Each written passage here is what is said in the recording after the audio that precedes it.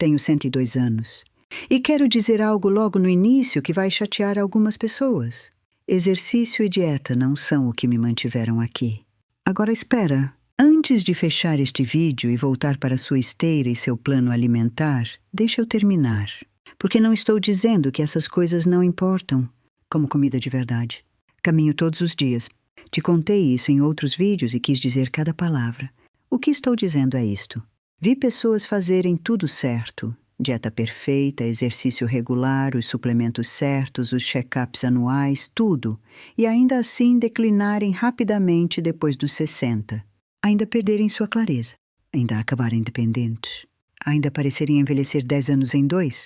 E vi pessoas que por todo padrão mensurável deveriam ter ido embora décadas atrás, pessoas que comeram manteiga demais e nunca colocaram os pés numa academia, viverem vidas longas, vitais e engajadas até bem nos 90. A diferença nunca foi a dieta, nunca foi o programa de exercícios, foi algo por baixo de tudo isso. Algo que a indústria do bem-estar não pode engarrafar e te vender, que é precisamente porque não falam sobre isso. Querem você focada em produtos, em rotinas, em coisas que você tem que comprar e assinar e renovar. O que realmente mantém as pessoas vitais depois dos 60 não custa nada e tem estado disponível para todo ser humano desde o começo dos tempos. Chamo de os 5 pilares. E hoje vou te contar exatamente quais são. Pilar 1.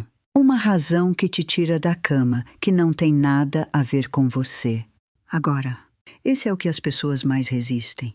Porque vivemos numa cultura que passou 50 anos te dizendo que autocuidado é a fundação da saúde.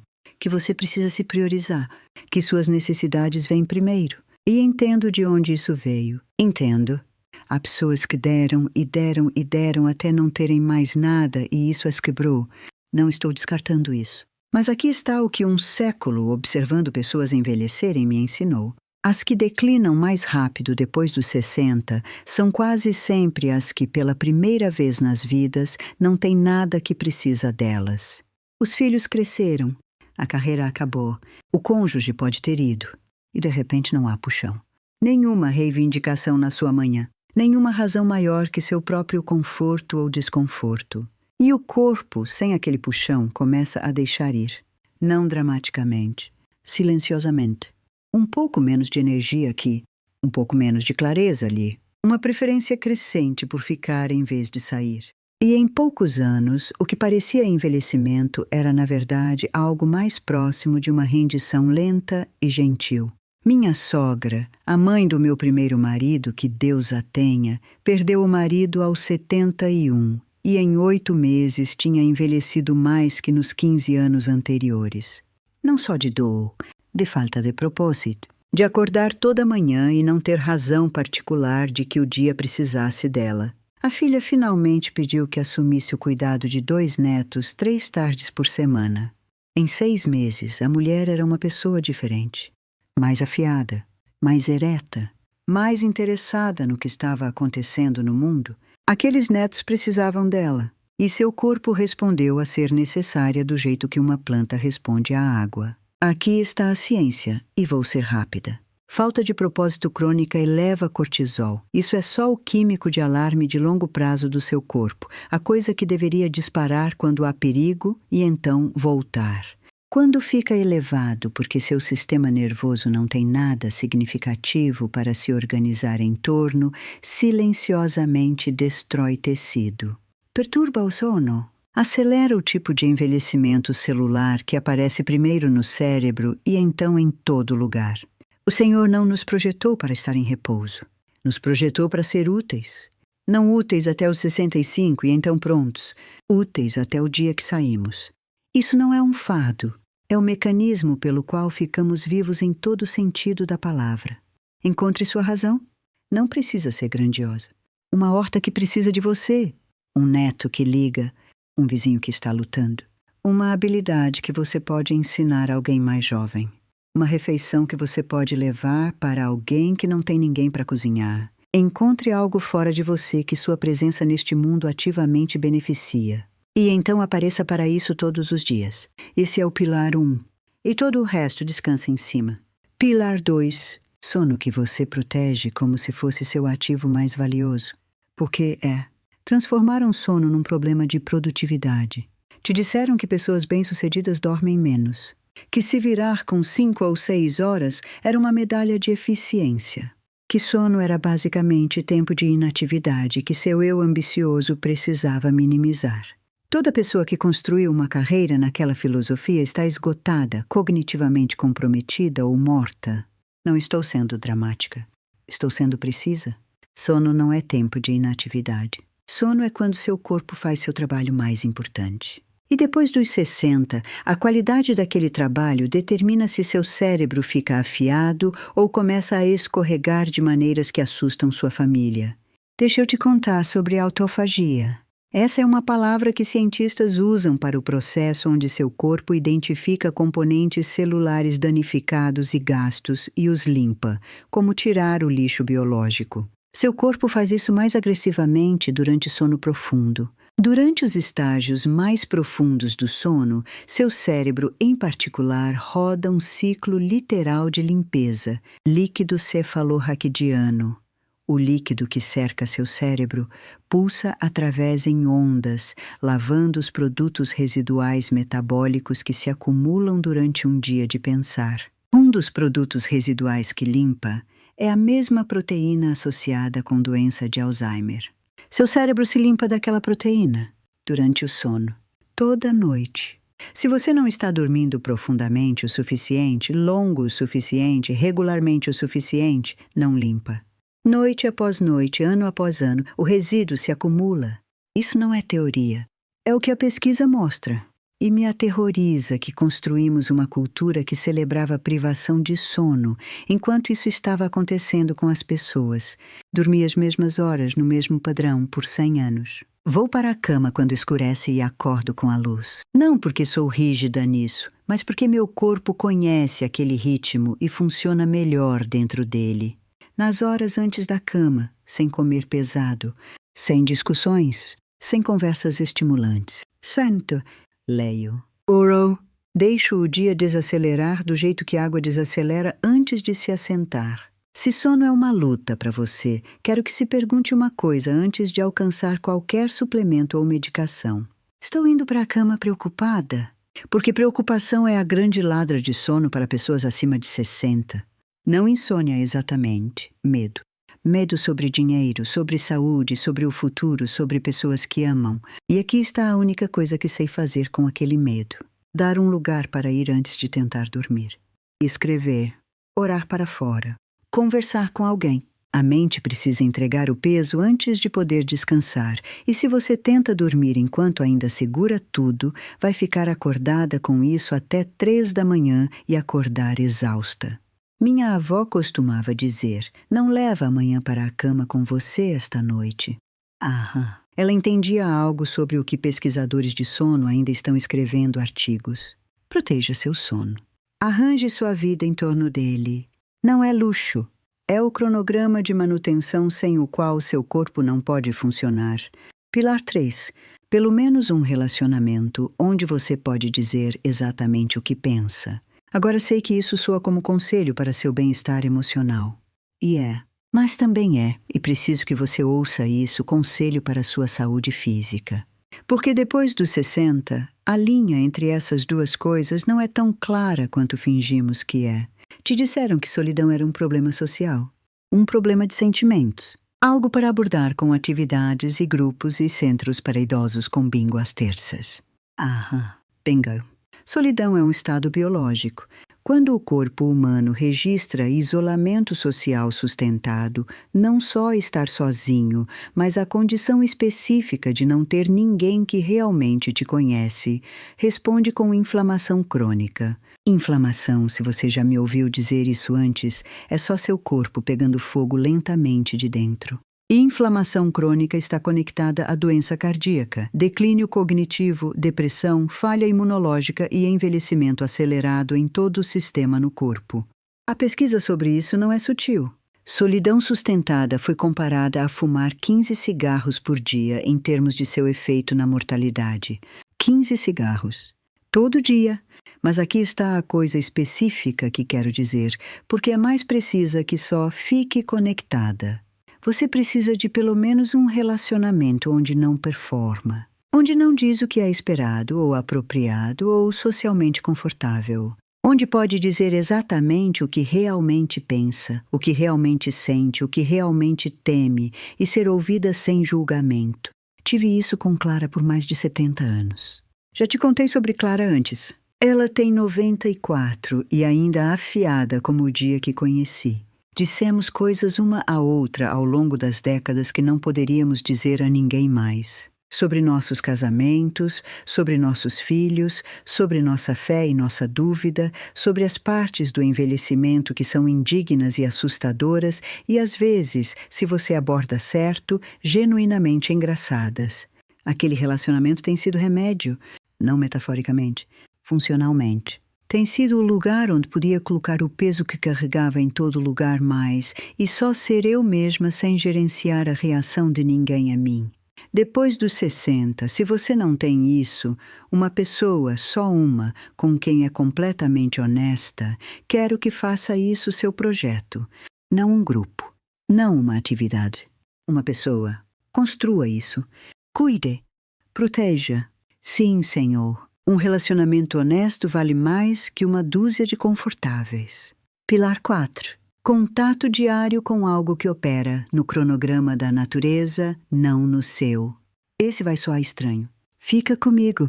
Construíram um mundo que funciona em luz artificial, temperatura artificial, cronogramas artificiais que não têm nada a ver com o sol, ou a estação, ou qualquer ritmo que existiu antes da eletricidade. Você pode estar quente em julho e fria em janeiro. Pode estar acordada à meia-noite e dormindo ao meio-dia. O corpo, que evoluiu ao longo de centenas de milhares de anos para operar em coordenação com o mundo natural, agora é esperado funcionar num ambiente completamente fabricado e só se adaptar. E se adapta. Mal. E aquela má adaptação aparece, especialmente depois dos 60, como sono perturbado, hormônios perturbados, função imunológica perturbada e um tipo de desregulação de baixo grau que a medicina trata sintoma por sintoma, sem nunca identificar a causa raiz. Minha prescrição para isso é simples e não custa nada. Sai todo dia. Não para se exercitar necessariamente, embora movimento seja bom. Só para estar fora. No ar real, sob a luz real, em contato com a temperatura real da estação real. Deixe seus olhos verem luz natural de manhã, o que ajusta o relógio biológico, o ritmo circadiano, que é só um termo chique para o cronometrista interno do seu corpo que regula sono, hormônios, metabolismo e função imunológica. Deixe aquele relógio se reiniciar diariamente olhando para o céu de manhã. Coloque suas mãos no solo se tiver qualquer acesso ao solo. Sei que isso soa como conselho de jardinagem. É também remédio. Solo contém uma bactéria chamada Mycobacterium vaccae. Você não precisa lembrar esse nome. O que você precisa lembrar é que contato com solo ativa as vias de serotonina no seu cérebro. Serotonina é só a palavra para o químico de contentamento do seu corpo. Literalmente tocar o chão faz você se sentir melhor. O Senhor colocou remédio na terra e a maioria das pessoas passa as vidas em sapatos e apartamentos e escritórios, nunca tocando. Tive minhas mãos no solo toda a estação da minha vida que fui fisicamente capaz. E estou convencida de que aquelas manhãs na horta, aquele contato diário com algo crescendo em seu próprio cronograma, algo que não responde à urgência ou prazos ou estresse, estou convencida de que fez algo pelo meu sistema nervoso que nenhum suplemento poderia replicar. Senta fora de manhã. Coloca seus pés descalços na grama, se puder. Olha-te o que está crescendo. Escuta o que está se movendo. Deixa seu corpo lembrar para o que foi construído, que não foi sentar sob luzes fluorescentes olhando para uma tela. 5 minutos seria melhor que nada. 20 minutos mudaria sua vida. 1 hora seria perto de milagroso. A natureza não se importa com seu cronograma. E passar tempo nela todos os dias é como você lembra seu corpo de que é uma coisa viva, não uma máquina. Pilar 5. perdão. E quero dizer do tipo real que te custa algo. Agora chegamos ao que tenho guardado. Porque esse é o que ninguém coloca numa lista de verificação de saúde. E é a coisa mais poderosa que conheço. Querem que você pense sobre saúde em termos de entradas e saídas. O que você come, como você se move, o que você toma, quais são seus números. E se você conserta todas as entradas, as saídas devem ser boas. Mas nunca colocam perdão na lista. E depois de um século observando pessoas envelhecerem, estou te dizendo que pertence no topo.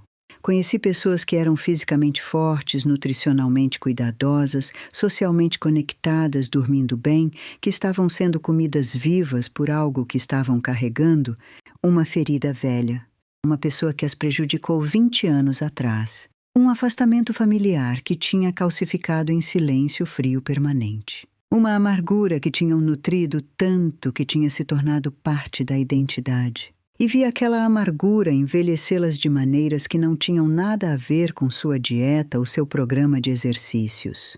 Aparecia no rosto, na postura, na exaustão atrás dos olhos, no jeito que a saúde delas parecia colapsar, não de qualquer doença específica, mas do puro custo metabólico de carregar aquele peso década após década. Aqui está o que acontece no corpo quando você segura raiva e ressentimento sustentados. Cortisol fica elevado, inflamação fica elevada. O sistema imunológico, que deveria estar gastando seus recursos te protegendo de doença, é perpetuamente recrutado num estado de alarme sobre algo que nem está fisicamente presente mais. Uma pessoa, um momento, um erro que aconteceu anos atrás. Seu corpo não consegue distinguir entre uma ameaça presente e uma lembrada que você ensaia diariamente. Responde a ambas com a mesma química de estresse. Você está literalmente gastando sua saúde em alguém que pode nem saber que você ainda está com raiva. Tive coisas feitas a mim nesta longa vida que mereciam raiva. Enterrei pessoas que amei e tive que sentar com a injustiça disso. Fui prejudicada por pessoas em quem confiei. Tive relacionamentos terminarem de maneiras que deixaram feridas que levaram anos para fechar. E tomei uma decisão deliberada, esforçada e repetida, de colocar essas coisas para baixo. Não porque as pessoas que me machucaram mereciam meu perdão. Algumas não mereciam. Mas porque eu merecia parar de pagar pelo que fizeram com minha própria saúde e paz e anos. Perdão não é dizer que o que aconteceu foi aceitável. Não é reconciliação. Não é esquecer. É a decisão de parar de deixar uma ferida passada ocupar imóvel presente no seu corpo e sua mente e seu sistema nervoso.